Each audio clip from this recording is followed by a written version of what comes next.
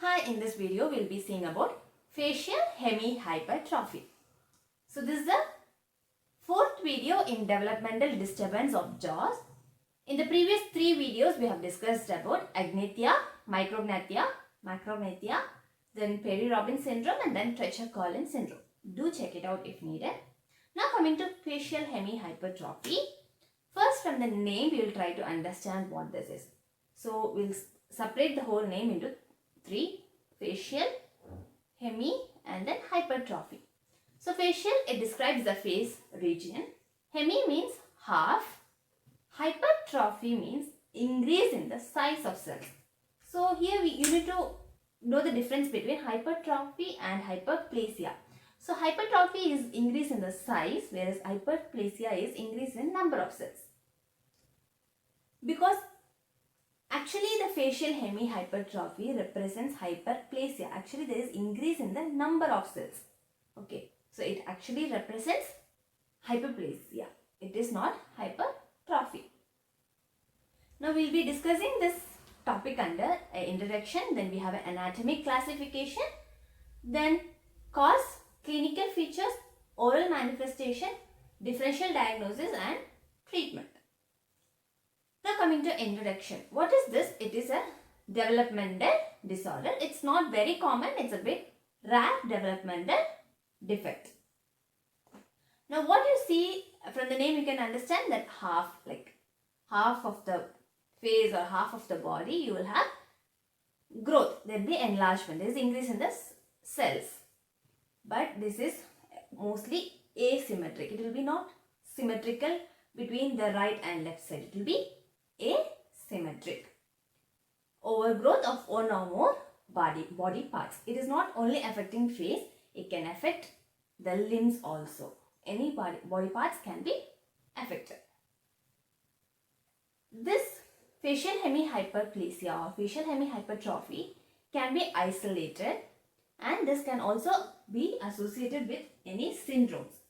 Most of the cases which are isolated are sporadic, and when associated with syndromes, just giving examples of which syndromes. Example: Beckwith-Wiedemann,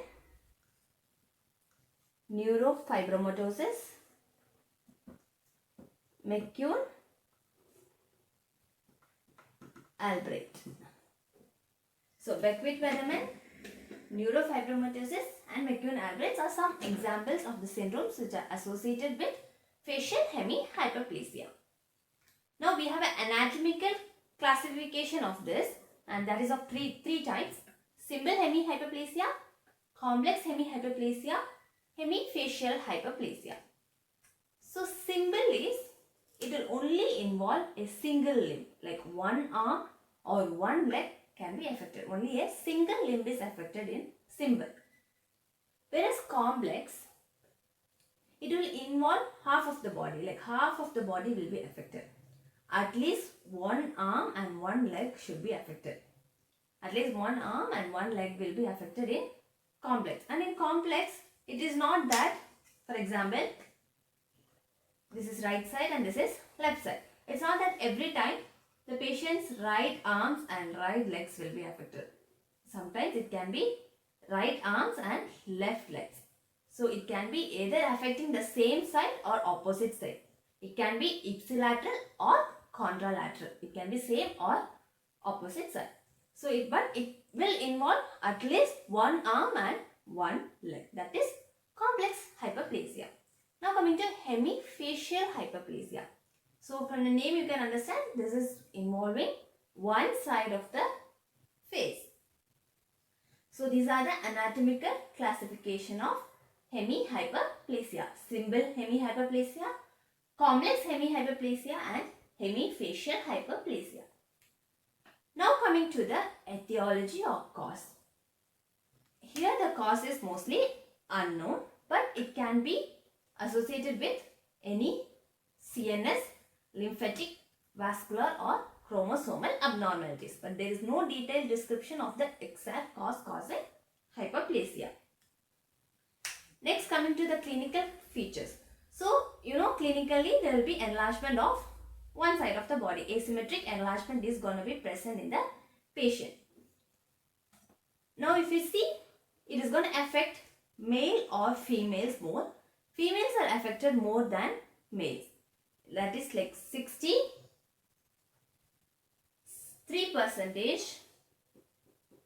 versus 37%. So the chance of female getting affected is more in facial hemihyperplasia. And when you see right or left side, both sides have the equal probability of getting affected. Coming to the oral manifestations. So seeing the oral manifestations, the abnormalities in the dentition are explained in 3 aspects. That is crown size, then coming to the roots size and shape, then the rate of development. And here all the teeth, for example, if the right side is affected, all the teeth in the right side will not be affected in a same fashion. The enlargement will not be in the same way. Every teeth will not exhibit the same features. It will be different. And the effect of crown or root size on the deciduous dentitions, there is no much information. Only there is much information about secondary or the permanent dentitions. Now we will see about crown size. Here the crown size, obviously since there is hypertrophy, there will be enlargement in the crown size. But it will not exceed 50% of the normal size. It will be not more than 50% of the size. Now which teeth is more affected is mainly the canines, the premolars and the first molars are affected. Then coming to the root, you can see proportionately, equally all the roots will be enlarged. But in some cases, it's shown that the height of the roots are also short. Now coming to the rate of development. Here the rate of development is a bit faster. The deciduous teeth will show premature shedding. Premature shedding will be there and there will be rapid eruption of the permanent tooth.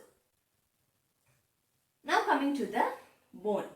So your bones on the maxilla and mandible will be enlarged.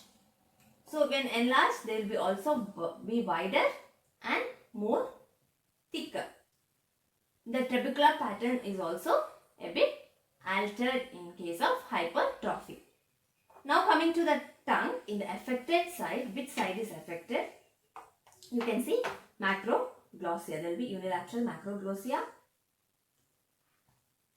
Then coming to lingual papillae, the affected side, the lingual papillae, there will be unilateral enlargement and there will be displacement in the opposite side. So there is unilateral enlargement and contralateral displacement.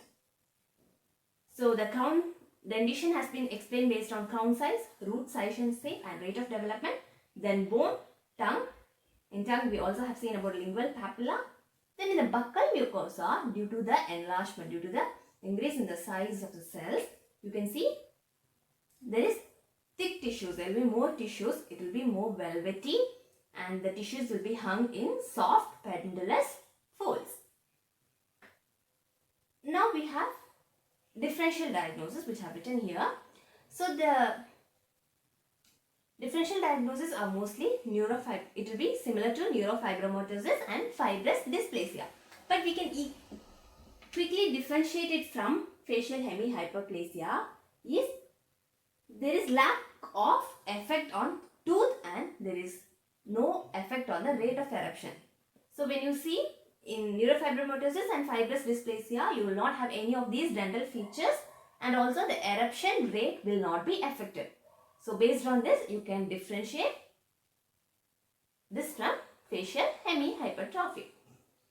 So neurofibromatosis and fibrous dysplasia are the two diseases which are similar to facial hemihypertrophy. Now coming to treatment.